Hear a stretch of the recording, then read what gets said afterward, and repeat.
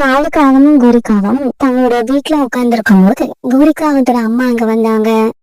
அம்மா, என்னம்மா, என்ன விஷயம்? உங்களை பார்க்க ரொம்பவும் நல்லா இருக்கீங்க. கோரி, நான் என்னத்தம்மா சொல்லுவேன்? கொஞ்ச நாளாவே உடம்புல தெம்பே இல்ல. ஏதாவது மருந்து வாங்கலாம்னு நாட்டு வைத்தியர்கிட்ட போனேன்.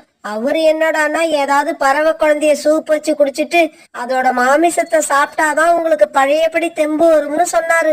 அதனாலதான் நான் உங்களை பார்க்க வந்தேன். என்னங்க, எங்க அம்மா சொன்னது காதுல விழுந்துதா? நம்ம காட்டுல சின்ன குழந்தைங்க யார் யார் வீட்டுல இருக்குன்னு கொஞ்சம் பார்த்து எங்க அம்மாவுக்காக ஒரு சின்ன பறவையை பிடிச்சுக்கிட்டு வாங்க. கோரி, உங்க அம்மா அரலூசு மாதிரி பேசுறாங்க. நீ என்னடான்னா முழு லூசு மாதிரி பேசுற. நீ பேசாம நகரத்துக்கும் பக்கத்துல இருக்கிற காட்டுக்கு போய் ஏதாவது ஒரு கோழி குஞ்சு விலைக்கு வாங்கிக்கிட்டு வந்து உங்க அம்மாட்ட கொடு. அவங்க அதை சூப்பு வச்சு குடிச்சாலும் குடிக்கட்டும், இல்ல பச்சையாவே கடிச்சு தின்னாலும் திங்கட்டும். அது அவங்க பிரச்சனை. ஆனா உங்க அம்மா பேச்ச கேட்டுக்கிட்டு நம்ம காட்டுக்குள்ள இருக்கிற குழந்தை பறவைகளை பிடிக்கணும்னு நினைக்காத. குழந்தை பறவைகளை யாருக்கும் தெரியாம பிடிச்சுக்கிட்டு வர்றதே கஷ்டம். அது மட்டும் இல்ல, அந்த விஷயம் வெளியில தெரிஞ்சா எல்லா பறவைகளும் சேர்ந்து நம்மள பீஸ் பீஸ் ஆக்கிடுவாங்க. அப்படியா காலேஜி? என்னடி கோரி இது? என் புருஷன் நான் கீச்ச கொட்ட தாண்ட மாட்டார்னு என்கிட்ட பெருமையா பேசுவ. ஆனா இங்க வந்து பார்த்தாதான் உன்னோட லட்சணம் தெரியுது. உன் புருஷன் பேசுற பேச்ச கேட்டுக்கிட்டு கம்முன்னு இருக்க. அடியே, நம்ம பரம்பரையில இதுவரைக்கும் யாருமே புருஷன் பேச்ச கேட்டு நடந்ததே இல்லடி. என் வயிற்றுல பிறந்த நீ புருஷன் பேச்சுக்கு எதிர் பேச்சு பேசாம அவர் சொல்றதுக்கெல்லாம் தலையாடுறத நினைச்சு என் வயிறெல்லாம் எரியுதடி. அம்மா, எனக்குள்ள தூங்கிக்கிட்டு இருந்த நம்ம பரம்பரை உணர்ச்சிய நீங்க தட்டி எழுப்பி விட்டுட்டீங்க. காலுஜி, என்ன நடந்தாலும் சரி, நீங்க எங்க அம்மாவுக்காக ஒரு சின்ன பறவை குழந்தைய கொண்டு வந்தே ஆகணும். இதுக்கு மேல ஏதாவது பேசினா அம்மாவும் பொண்ணும் சேர்ந்து எது வேணாலும் செய்வாங்கிற பயத்துல காலுக்காக உடனே வீட்டை விட்டு வெளியே பறந்து போச்சு. இப்படி பறந்து போன காலுக்காகும் சோனாக்குருவி வீட்டுக்கும் கொஞ்ச தூரத்துல இருந்த ஒரு மரத்துக்கு பின்னால மறைஞ்சிருந்து சோனாக்குருவி வீட்டை நோட் பண்ண ஆரம்பிச்சது. இந்த சோனா எப்படியும் இந்த சமயத்துல உணவு தேட போகும். அந்த சமயத்துல வீட்டுல தனியா இருக்கிற குக்குவை நாம எப்படியாவது தூக்கிக்கிட்டு போயாகணும். காலுக்காக நினைச்ச மாதிரி கொஞ்ச நேரத்துல சோனாக்குருவியும் சோனாக்குருவியோட பையன் குக்குவும் வீட்டை விட்டு வெளியில வந்தாங்க. குக்கு, நீ வீட்டுக்குள்ள போய் கதவை தாழ்பால் போட்டுக்கோ. அம்மா போய் உணவு தேடி எடுத்துட்டு வரேன். அம்மா, கொஞ்ச நேரம் வெளியில உட்கார்ந்து வேடிக்கை பார்த்துட்டு அப்புறமா வீட்டுக்குள்ள போறேன். சரி, ஆனா சீக்கிரம் வீட்டுக்குள்ள போயிடு. இப்படி சொல்லிட்டு சோனாக்குருவி அங்கிருந்து உணவு தேட பறந்து போச்சு. இத பார்த்த காலுக்காகும் ரொம்பவும் சந்தோஷப்பட்டுச்சு. பிறகு சோனாக்குருவியோட வீட்டுக்கு பறந்து வர நினைக்கிறப்ப அந்த வழியா பறந்து வந்த ரீட்டா கிளி குக்கு தனியா வீட்டு வாசல்ல உட்கார்ந்து இருக்கிறத பார்த்துட்டு அவன் கிட்ட போச்சு. குக்கு, அம்மா எங்க? நீ மட்டும் தனியா வாசல்ல உட்கார்ந்திருக்க. ஆண்டி, எங்க அம்மா இப்பதான் உணவு தேட போனாங்க. நான் கொஞ்ச நேரம் வேடிக்கை பார்க்கிறதுக்காக வெளியில வந்தேன். இங்க பால் குக்கு, பெரியவங்க யாரும் கூட இல்லாதப்ப இப்படி தனியா வாசல்ல வந்து உட்கார்றது தப்பு. வீட்டுக்குள்ள போய் கதவை சாத்திக்கிட்டு ஜன்னல் வழியா வேடிக்கை பாரு. சரி ஆண்டி, நான் அப்படியே செய்யறேன். இப்படி சொன்ன குக்கு பிறகு வீட்டுக்குள்ள போய் கதவை சாத்திக்கிட்டான். உடனே ரீட்டா கிளியும் அங்கிருந்து பறந்து போயிடுச்சு. யார் குழந்தை எங்க உட்கார்ந்து இருந்தா இந்த ரீட்டாவுக்கு என்ன வந்துச்சு? நல்ல சமயத்துல வந்து என் கழுத்தை அறுத்துருச்சு. இந்த ரீட்டா மட்டும் வரலன்னா குக்குவை தூக்கிக்கிட்டு நான் இந்நேரம் வீட்டுக்கு போயிருப்பேன். இப்படி நினைச்ச காலுக்காகும் அங்கிருந்து பறந்துக்கும் சாகர்புராவோட வீட்டுக்கும் பக்கத்துல இருந்த ஒரு மரத்துல உட்காந்து அந்த வீட்டை கண்காணிக்க ஆரம்பிச்சது. ராஜி, வீட்டுக்குள்ளேயே இருக்கணும். அம்மா உணவு தேடிட்டு திரும்பி வர வரைக்கும் வெளியில வரவே கூடாது. இப்படி சொல்லிட்டு ராணிபுரா வீட்டை விட்டு வெளியில பறந்து போச்சு. இப்படி ராணிபுரா வீட்டை விட்டு வெளியில பறந்து போனதை பார்த்த காலுக்காகும் ராஜி தன்னோட வீட்டு கதவை தாழ்பால் போடுறதுக்கு முன்னாடி அவசர அவசரமா பறந்துக்கும் வீட்டுக்குள்ள நுழைஞ்சிருச்சு. வெளியில போங்க, நான் கதவை தாழ்பால் போடணும். ராஜி, அவசரப்படாம நான் சொல்றத கேளு. நம்ம காட்டுல உள்ள எல்லா சின்ன குழந்தைகளுக்கும் இன்னைக்கு நான் குல்ஃபி ஐஸ் வாங்கி கொடுத்தேன். இன்னும் நான் ஐஸ் வாங்கி கொடுக்காத பறவை நீ மட்டும்தான். உனக்கு இப்ப குல்ஃபி ஐஸ் வேணும்னா என் கூட வா. குல்ஃபி ஐஸ்ன்னு காலுக்காக சொன்னதும் ராஜி வாயில நீர் வர ஆரம்பிச்சிடுச்சு. அங்கிள், குல்ஃபி ஐஸ் வாங்க நானும் உங்க கூட வரணுமா? நீங்களே போய் எனக்காக ஒண்ணு வாங்கிக்கிட்டு வந்துருங்களேன். ராஜி, நீ சரியான முட்டாளா இருக்க. குல்ஃபி ஐஸ் வாங்கிக்கிட்டு நான் இவ்வளவு தூரம் தூக்கிக்கிட்டு வரதுக்குள்ள அந்த ஐஸ் உருகி போயிடாதா? அதனால நீ இப்ப என் கூட வந்தா உன்னை நான் கடைக்கு அழைச்சிக்கிட்டு போய் குல்ஃபி ஐஸ் வாங்கி கொடுப்பேன். அதை அங்கேயே வச்சு சாப்பிட்டுட்டு நீ உடனே வீட்டுக்கு வந்துடலாம். சரி அங்கிள், சீக்கிரம் கிளம்புங்க. எங்க அம்மா வீட்டுக்கு திரும்பி வரதுக்குள்ள குல்ஃபி ஐஸ் சாப்பிட்டுட்டு நான் வீட்டுக்கு வந்துருவேன். இப்படி சொன்ன ராஜி காலுக்காகத்து கூட பறந்து போக ஆரம்பிச்சான். இப்படி இவங்க 2 பேரும் பறந்து போக ஒரு மரத்துல உட்கார்ந்திருந்த ரீட்டா கிளி பாத்துருச்சு. ராணியோட பையன் ராஜி எதுக்காக இந்த காலு கூட போறான்? இந்த காம்பினேஷன் சரியில்லையே. இந்த சமயத்துல உணவு தேட போன சோனா குருவிக்கு சீக்கிரமாவே கொஞ்சம் தானியங்கள் கிடைச்சதால தன்னுடைய வீட்டுக்கு திரும்பி வந்துச்சு. இப்படி வந்த சோனா குருவி வழியில ஒரு இடத்துல ரீட்டா கிளி உட்கார்ந்து இருக்கத பாத்துட்டு அது கிட்ட போச்சு. சோனா, சாகர் புறாவோட பையன் ராஜிய காலுக்காக எங்கேயோ அழைச்சுக்கிட்டு போகுது. இத பார்த்ததுல இருந்து ஏதோ தப்பா நடக்க போகுதுன்னு என்னோட மனசு சொல்லிக்கிட்டே இருக்கு. அப்படியா ரீட்டா? அப்படின்னா நாம அவங்கள ஃபாலோ பண்ணி எங்க போறாங்கன்னு பார்த்தாங்கணும். பிறகு ரீட்டா கிளியும் சோனா குருவியும் காலுக்காகவும் ராஜியும் போன திசையில பறந்து போக ஆரம்பிச்சாங்க. இவ்வளவு நேரம் காலுக்காவது கூட பறந்து போய்கிட்டு இருந்த ராஜி கொஞ்சம் களைச்சு போனதால வழியில ஒரு மரத்துல உட்காந்துட்டான். என்ன ராஜி இங்கேயே உட்காந்துட்ட? வா போவோம். அந்த ஐஸ்கிரீம் கடைக்கு இன்னும் கொஞ்சம் தூரம் தான் இருக்கு. அங்கிள், எனக்கு ரொம்ப களைப்பா இருக்கு. என்னால இதுக்கு மேல பறக்க முடியாது. ராஜி என்னடா இப்படி பண்ற? இன்னும் கொஞ்சம் தூரம் தான்டா இருக்கு. இவ்வளவு தூரம் வந்துட்டு ஐஸ்கிரீம் கடைக்கு போற சமயத்துல இந்த மாதிரி பண்ணனா உனக்கு நான் எப்படி ஐஸ்கிரீம் வாங்கி கொடுப்பேன்?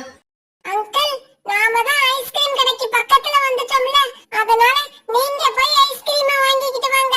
ஐஸ்கிரீம் கடை பக்கத்துல இருக்கிறதால அது உருகி போயிடுமோன்னு நம்ம பயப்பட தேவையில்லை. நாம சின்ன பிள்ளையா இருந்த காலத்துல பெரியவங்க ஏதாவது சொன்னா அதை அப்படியே கேட்போம். ஆனா இந்த காலத்துல பிறக்கறதெல்லாம் ஏட்டிக்கு போட்டு கேள்வி கேட்டு நம்மளையே திணறடிக்கிறாங்க. இவங்க 2 பேரும் இப்படி பேசிக்கிட்டு இருக்கப்ப சோனா குருவியும் ரீட்டா கிளியும் அந்த இடத்துக்கு வந்து சேர்ந்துட்டாங்க. டே ராஞ்சி, கால அங்கிள் கூட எதுக்காக வந்திருக்க? நீ இப்படி வந்த விஷயம் உங்க அம்மா அப்பாவுக்கு தெரியுமா? சோனா, என்ன பார்த்தா உனக்கு என்ன புள்ள பிடிக்கிறோம் மாதிரியா தெரியுது? என்ன நீ இப்படி எல்லாம் கேள்வி கேட்கிற? ஏதோ சின்ன பையன் குல்ஃபி சாப்பிடணும்னு ஆசைப்பட்டான், அதை வாங்கி கொடுக்கலாம்னு அழைச்சிக்கிட்டு போறேன். அப்படியா காலு? ரொம்ப சந்தோஷம். நானும் சோனாவும் உங்க கூட வரோம். எங்களுக்கும் குல்ஃபி வாங்கி கொடு. என்னது, உங்களுக்கு குல்ஃபி ஐஸ் வேணுமா? குல்ஃபி ஐஸ் சாப்பிடுற வயசா உங்களுக்கு எல்லாம்? அதுவும் இல்லாம உங்க எல்லாருக்கும் குல்ஃபி ஐஸ் வாங்கி கொடுக்கற அளவுக்கு என்கிட்ட பணம் இல்ல. காயண்ணா, மரியாதையா ராஜி எங்க கூட அனுப்பி வச்சுட்டு நீங்க மட்டும் போய் குல்ஃபி ஐஸ் சாப்பிடுங்க.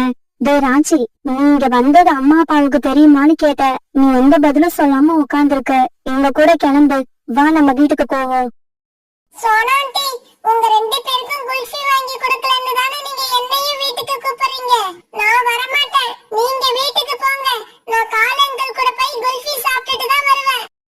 டேய் ராஜி, நீ நினைக்கிற மாதிரி இந்த காலு நல்ல எண்ணத்தோட உன்னை இங்க அழைச்சிட்டு வரலன்னு எங்களுக்கு தோணுது. கண்டிப்பா இந்த காலு வர உனக்கு ஏதோ தொல்லைதான் வரப்போகுது. ரீட்டா, இவன்கிட்ட பேசி புண்ணியம் இல்ல. நீ இங்கேயே இருந்து உங்களை பாத்துக்க. நான் போய் சாகரானையும் ராணியையும் இங்க அழைச்சிட்டு வரேன். சோனா குருவி இப்படி சொன்னது கேட்ட காலுக்காக உடனே அங்க இருந்து பறந்து போயிடுச்சு. பிறகு சோனா குருவியும் ரீட்டாக்கியும் சேர்ந்து ராஜியை பாதுகாப்பா அவனோட வீட்டுக்கு அழைச்சிட்டு வந்தாங்க. இப்படி அழைச்சிட்டு வந்தவங்க அவனுடைய அம்மா அப்பா கிட்ட அவனை பத்திரமா ஒப்படைச்சிட்டாங்க. சோனா, ரீட்டா, உங்க 2 பேருக்கும் எப்படி நன்றி சொல்றதுன்னே எனக்கு தெரியல. உங்க 2 பேராலதான் என் பையன் இன்னைக்கு பெரிய ஆபத்துல இருந்து தப்பிச்சிருக்கான். என்னப்பா நீங்க இவங்கள போய் பாராட்டுறீங்க? இவங்க 2 பேரும் எனக்கு குல்ஃபி கிடைக்கிறதை கெடுத்துட்டாங்க. அதே சமயம் காலுக்காக ரொம்பவும் டென்ஷன்ல இருந்துச்சு. நாம இந்த அளவு கஷ்டப்படுறதுக்கு காரணமே கோரியும் அவங்க அம்மாவும் தான். அவங்க அம்மா மட்டும் இன்னைக்கு வரலன்னா நாம நிம்மதியா வேலைக்கு போயிருப்போம். நம்மளை இந்த மாதிரி தொல்லை பண்ற கோரிக்கும் அவங்க அம்மாவுக்கும் இன்னைக்கு சரியான பாடத்தை கத்து கொடுக்கணும். இப்படி சொன்ன காலுக்காகத்துக்கு திடீர்னு ஒரு ஐடியா வந்தது. உடனே அது சந்தோஷமாயிருச்சு. கரெக்ட். அப்படி செஞ்சாதான் குழந்தைகளை கடத்தினா என்ன நடக்கும்னு அம்மாவுக்கும் பொண்ணுக்கும் தெரிய வரும். இப்படி நினைச்ச காலுக்காக பிறகு நேரம் மலை பக்கம் பறந்து போச்சு. இப்படி பறந்து போன காலுக்காக கழுகாக்காவோட பையன் தன்னோட கூட்டுல விளையாண்டுகிட்டு இருக்கத பாத்துருச்சு. உடனே காலுக்காக வேகமா பறந்து போய் கூட்டுல உட்கார்ந்து வந்த பீம் அடிக்க ஆரம்பிச்சது. அம்மா அம்மா அம்மா. பீம் இப்படி கத்துறதை கேட்ட உடனே தூரத்துல இருந்த கழுகாக்கா தன்னுடைய கூட்டை நோக்கி வேகமா பறந்து வர ஆரம்பிச்சது. அப்பாடா, நாம பீமை தூக்கிட்டு போறத கழுகக்கா பாத்துருச்சு. இதுக்கப்புறம் அது விடவே விடாது. என் பின்னாலேயே பறந்து வரும். இப்படி சொன்ன காலுக்காகவும் பீமை தூக்கிட்டு தன்னுடைய வீட்டுக்கு பறந்து போச்சு. இத பார்த்த கழுகாக்காவும் ரொம்பவும் கோபத்தோட காலுக்காக பின்னாலேயே போச்சு. பீமை தூக்கிட்டு போன காலுக்காகவும் தன்னோட வீட்டுக்குள்ள கொண்டு போய் பீமை விட்டுட்டு கோரிக்காகத்துக்கிட்ட இப்படி பேச ஆரம்பிச்சது. கோரி, நீ கேட்ட மாதிரியே ஒரு குழந்தை பறவைய தூக்கிக்கிட்டு வந்துட்டேன். அதுவும் சாதாரண குழந்தை இல்ல, கழுகோட குழந்தை. இத சூப்பு வச்சு குடுத்தீங்கன்னா உங்க அம்மாவோட உடம்புல பழைய தப்பு மட்டும் வராது, அதை தாண்டி என்னென்னவோ நடக்கும். சரி, அதெல்லாம் இருக்கட்டும், எனக்கு ரொம்ப தாகமா இருக்கு, நான் போய் தண்ணி குடிச்சிட்டு வந்துடுறேன். இப்படி சொன்ன காலுக்காக பிறகு ஜன்னல் வழியா தன்னோட வீட்டை விட்டு வெளியே போயிடுச்சு. ஏண்டி கோரி, எதுக்குடி மாப்பிள்ள வாசல் வழியா வெளியே போகாம ஜன்னல் வழியா வெளியே போறாரு? எனக்கு இதுல ஏதோ உள்குத்து இருக்கிற மாதிரி இருக்குடி. கோரியோட அம்மா இப்படி சொல்லிக்கிட்டு இருக்கும் போதே கழுகக்கா காலுக்காக வீட்டுக்குள்ள வந்துருச்சு. ஓஹோ கோரி, என் பையனை அடி அடின்னு அடிச்சு நீதான் தூக்கிக்கிட்டு வந்தியா? நான் கூட பின்னால இருந்து பாக்குறப்ப காலுக்காகமோன்னு நினைச்சிட்டேன். என் பையனை என் கண்ணுக்கு முன்னாலேயே அடிச்சு என் மனச காயப்படுத்தின. இப்ப பாரு, உங்க அம்மாவை உன் கண் முன்னால அடிச்சு உன் மனச காயப்படுத்த போற. இப்படி சொன்ன கழுகக்கா கோரிக்காகத்தோட அம்மா மேல பாஞ்சு அவங்கள அடிக்க ஆரம்பிச்சது. இங்க நடந்தது எல்லாத்தையும் ஒரு மரத்து மேல உட்காந்து வேடிக்கை பார்த்துக்கிட்டு இருந்த காலுக்காகும் நீங்க சிரிக்க ஆரம்பிச்சது. குருவி ரொம்பவும் நேர்மையான சுறுசுறுப்பான குருவி. அது தன்னோட வயல்ல தக்காளி, கேரட், கத்திரிக்காய் இப்படி நிறைய காய்கறிகளை பயிர் பண்ணி இருந்தது. அந்த காய்கறிகள் எல்லாம் இப்ப அறுவடைக்கு தயாரா இருந்தது. சோனா குருவி வீட்டுக்கும் பக்கத்துல காலுக்காகத்தோட குடும்பம் வாழ்ந்து வந்தது. காலுக்காகவும் கோரிக்காகவும் வழக்கம் போல மத்தவங்களை ஏமாத்தி தங்களுடைய வாழ்க்கையை நடத்திக்கிட்டு இருந்தாங்க. ஒரு நாள் கோரிக்காகத்தோட தங்கச்சி அகோசி கோரிக்காகத்தை பார்க்க அவங்க வீட்டுக்கு வந்துச்சு. இப்படி வந்த அகோசி கொஞ்ச நேரம் தன்னோட அக்கா கிட்ட பேசிக்கிட்டு இருந்ததுக்கு அப்புறம் கோரிக்காகத்தை பார்த்து இப்படி கேட்டது. அக்கா, வந்ததுல இருந்து பேசிக்கிட்டே இருக்க, சாப்பிட்டியான்னு ஒரு வார்த்தை கேட்டியா? இல்லடி, உன்னை பார்த்த சந்தோஷத்துல அதையே மறந்துட்டேன். சரி, இப்ப சொல்லு, என்ன சாப்பிடுற? அக்கா, எனக்கு இட்லியும் தக்காளி சட்னியும் செஞ்சு கொடு. என்னது, தக்காளி சட்னியா? தக்காளி விக்கிற விலையில இப்ப என்னால தக்காளி சட்னி அரைக்க முடியாது. வேணும்னா ஒண்ணு பண்ணு, பக்கத்துல இருக்க சோனா குருவியோட வயல்ல தக்காளி பயிர் பண்ணிருக்கு. நீ அங்க போய் யாரும் இல்லாத சமயமா பார்த்து ஒரு 4 தக்காளிய பறிச்சுக்கிட்டு வந்துரு. மீதிய நான் பாத்துக்கிறேன். இவ்வளவுதானா? நீ மீதி எல்லாத்தையும் ரெடி பண்ணு, நான் தக்காளியோட வரேன். இப்படி சொன்ன அகோசி உடனே சோனா குருவி வயலை நோக்கி பறந்து போச்சு. அடடா, தக்காளி எல்லாம் நல்லா பழுத்து பாக்குறதுக்கு ஜோரா இருக்கு. இப்படி நினைச்ச அகோசி ஒரு செடியில இருந்த எல்லா தக்காளியையும் பறிக்க ஆரம்பிச்சது. இப்படி பறிச்ச தக்காளியில பழுத்த தக்காளிகளை மட்டும் தனியா எடுத்துக்கிட்டு காய் தக்காளிகளை அங்கேயே போட்டுச்சு. பழுத்த தக்காளியை எடுத்துக்கிட்டு அகோசி கேம்ப் போற நேரத்துல சோனா குருவி அங்க வந்துச்சு. காகமே நில்லு, யார கேட்டுட்டு நீ இந்த தக்காளி எல்லாம் பறிச்ச? நான் யாரையும் கேட்கணும்னு அவசியம் இல்ல. எங்க அக்கா இந்த வயல்ல இருந்து தக்காளிய பறிச்சுக்கிட்டு வர சொன்னாங்க. எங்க அக்கா பேரு என்ன தெரியுமா? கோரி. இங்க பாரு, உங்க அக்கா பேரு என்னவா வேணாலும் இருந்துட்டு போகட்டும். பழுக்காத தக்காளியை எதுக்கு இப்படி பறிச்சு வீணாக்குன? நல்லா பழுத்த தக்காளியில சட்னி அரைச்சாதான் சட்னி நல்லா இருக்கும். எனக்கு அந்த காய்கள் தேவையில்லை, அதனாலதான் கீழே போட்டுட்டேன். இங்க பாரு, உன்னை பார்த்தாலே எனக்கு எரிச்சலா இருக்கு. மரியாதையா இந்த இடத்த விட்டு ஓடிடு. அது எப்படி நான் மட்டும் ஓட முடியும்? தக்காளியை எடுத்துக்கிட்டு தான் ஓடுவேன். இங்க பாரு, இந்த வயல் என்னோடது. இதுல இருந்து நீ தக்காளி பழத்தை பறிச்சதே தப்பு. அதுலயும் காய் தக்காளிய பறிச்சு வீணாக்குனது பெரிய தப்பு. ஆமா, நீ என்ன ரொம்ப ஓவரா பேசிக்கிட்டே போற? எங்க அக்கா பேரை சொல்லி உனக்கு எந்த பயமும் இல்லையா? உங்க அக்கா பேரை சொன்னாலும் நான் பயப்பட மாட்டேன். உங்க தாத்தா பேரை சொன்னாலும் நான் பயப்பட மாட்டேன். போ இங்கிருந்து.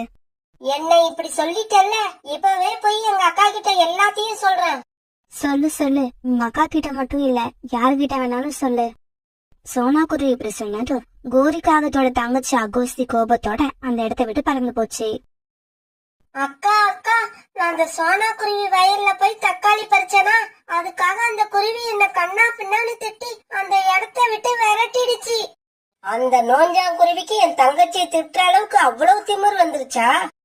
அம்மா அம்மா, 2 நாளைக்கு முன்னாடி நான் கூட சோனா ஆண்டி வயல்ல போய் தக்காளி பறிச்சேன். அதுக்காக என்னையும் கண்ணா பின்னான்னு திட்டி அடிக்க வந்தாங்க. உடனே எனக்கு வந்த கோவத்துல 2 தக்காளி செடியை நாசம் பண்ணிட்டு அங்கிருந்து வேகமா பறந்து வந்துட்டேன். என்னையா திட்டுற? நான் எங்க அக்கா கிட்ட சொல்றேன்னு நான் சொன்னதுக்கு உங்க அக்கா கிட்ட வேணாலும் போய் சொல்லு, இல்ல உங்க தாத்தா கிட்ட வேணாலும் போய் சொல்லுன்னு அந்த குருவி சொல்லுது. இப்பவே போறேன், இப்பவே போய் அந்த குருவிய என்னன்னு கேட்டுட்டு வரேன். இப்படி சொன்ன ஒரு காகம் அங்க இருந்து வேகமா பறந்து போச்சு. சோனா, எனக்கு ஒரு 10 தக்காளி வேணும். நல்ல பழுத்த பழமா பார்த்து பறிச்சு கொடு. ஊர்ல இருந்து என் மனைவியோட சொந்தக்காரங்க வந்திருக்காங்க. புறா இப்படி சொல்லிட்டு இருக்கும்போது கோரிக்காகமும் அங்க வந்துருச்சு. சோனா, உனக்கு எவ்வளவு திமிரு இருந்தா என் தங்கச்சியை திட்டி விரட்டி விட்டுருப்ப. கோரி அக்கா, உங்க தங்கச்சி என்னோட வயல்ல வந்து தக்காளி காய்களை எல்லாம் பறிச்சு கீழே போட்டு வீணாக்கிட்டா. அதனாலதான் அவளை திட்டி அனுப்புனேன். கோரி, நீ மட்டும்தான் இப்படி அடுத்தவங்களுக்கு தொந்தரவு கொடுப்பன்னு நினைச்ச. உன் தங்கச்சியும் இப்படிதானா? உங்க அம்மா உங்க குடும்பத்துல யாரையுமே ஒழுங்கா வளர்க்கலையா? சோனா, நீ இனிமே எங்க வீட்டு பக்கம் பறந்து வந்துடாத. அப்படி வந்தேன்னா உன்னை நான் சும்மா விட மாட்டேன். உங்க வீட்டு பக்கம் பறந்து வரணும்னு எனக்கு ஒன்றும் தளபதி கிடையாது. போங்க போங்க. உங்க தங்கச்சி மாதிரியே நீங்களும் முட்டாள்தனமா தான் இருக்கீங்க. சோனா குருவி கிட்ட இப்படி அவமானப்பட்ட கோரிக்காக அங்கிருந்து கோவமா காலுக்காகத்தை பார்க்க பறந்து போச்சு. கோரிக்கா இப்படி பறந்து போனப்ப காலுக்காக ஒரு நதிக்கரை ஓரத்துல உட்கார்ந்து இருந்தது. காலுக்காகத்துக்கிட்ட போன கோரிக்காக நடந்தது எல்லாத்தையும் காலுக்காகத்துக்கிட்ட சொல்லுச்சு. என் தங்கச்சி அவமானப்படுத்துறது மட்டும் இல்லங்க, நியாயத்தை கேட்க போன என்னையும் வாய்க்கு வந்தபடி திட்டி அவமானப்படுத்திருச்சு அந்த சோனா குருவி. காலுஜி, நம்ம குடும்பத்தோட மரியாதைக்கு ஏற்பட்ட களங்கத்தை துடைக்க போறீங்களா இல்லையா? கோரி, கவலைப்படாத. இதுக்கப்புறம் சோனா குருவியோட வயலும் இருக்காது, அது மனசுல இவ்வளவு திமிரும் இருக்காது. சோனா குருவி தன்னோட வயலை பார்த்து பார்த்து கண்ணீர் விட்டு அழணும். அந்த மாதிரி ஒரு காரியத்தை செய்யறேன் பாரு. இப்படி சொன்ன காலுக்காக உடனே காட்டுக்குள்ள போய் பூச்சி பிடிச்ச தாவரங்கள்ல இருந்த புழுவை எல்லாம் ஒரு டப்பால சேகரிக்க ஆரம்பிச்சது. அன்னைக்கு சாயங்காலம் ஆச்சு. அன்னைக்கு மார்க்கெட்ல விற்க வேண்டிய காய்கறி எல்லாம் சோனா குருவி பறிச்சு எடுத்துக்கிட்டு மார்க்கெட்டுக்கு போக தயாராச்சு. இன்னைக்கு இவ்வளவு காய்கறிகள் போதும், மீதி இருக்கிறத நாளைக்கு பறிச்சுக்கலாம். இப்படி நினைச்ச சோனா குருவி பிறகு அந்த காய்கறி தன்னோட தள்ளு வண்டியில ஏத்திக்கிட்டு மார்க்கெட்டை நோக்கி போச்சு. சோனா குருவி மார்க்கெட்டுக்கு போனதுக்கு அப்புறம் சோனா குருவியோட வயலுக்கு வந்த காலுக்காக டப்பால சேகரிச்சு வச்சிருந்த புழுவை எல்லாம் சோனா குருவியோட வயல்ல கொண்டு வந்து விட்டுடுச்சு. காலுக்காகத்தோட குடும்பத்துல தகராறு வச்சுக்கிட்டா என்ன நடக்கும்னு சோனா குருவிக்கு இன்னைக்குதான் தெரிய போகுது. காலுஜி, போன விஷயம் என்னாச்சு? நல்லபடியா முடிஞ்சிருச்சா? மாமா, அந்த சோனா குருவி கண்ணீர் விட்டு கதறி அழணும். அத நான் பாக்கணும். அப்பதான் என் மனசுல உள்ள ஆத்திரம் அடங்கும். அப்படியா? அப்படின்னா நாளைக்கு காலையில சோனா குருவியோட வயலுக்கு போய் பாருங்க. தன்னோட வயல் இருக்கிற நிலைமைய பார்த்துட்டு சோனா குருவி கண்டிப்பா கண்ணீர் விட்டு கதறி அழும்.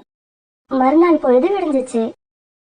மறுநாள் காலையில தன்னோட வயலுக்கு வந்த சோனா குருவி வயல் இருந்த நிலைமைய பார்த்துட்டு கண்ணீர் விட்டு அழுதுது. இந்த புழுக்கள் எல்லாம் எங்க இருந்து வந்ததுன்னே தெரியல.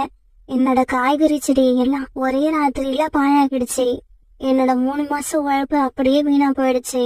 இந்த தடவை விளைச்சல் நல்லா இருந்ததால காய்கறிகளை எல்லாம் வித்து கிடைக்க போற பணத்துல சொந்தமா ஒரு நல்ல வீடு கட்டணும்னு நினைச்சேன். என் கனவெல்லாம் கலைஞ்சு போச்சு.